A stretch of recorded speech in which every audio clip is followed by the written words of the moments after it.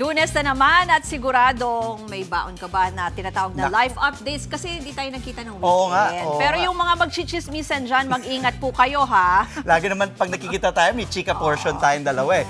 Hindi lang po sa kung ano ang sinasabi natin, pero pati po kung saan po natin pinipiling makipagkwentuhan. Dahil Ruth, ang dalawang nagchikahan na ito, muntik na po silang maging kwento. Sila mismo, Oo. ano? Kaya high-key nagpanik ang magkaibigang sina Aliyah at John Paul habang pilit binubuksan ang pinto ng fire exit sa kanilang opisina. Pumasok lang daw kasi sila rito para magchikahan noong break time nila. Pero di nila napansin na wala palang knob o handle yung pintuan. Hala, kalaunay, nahila naman nila.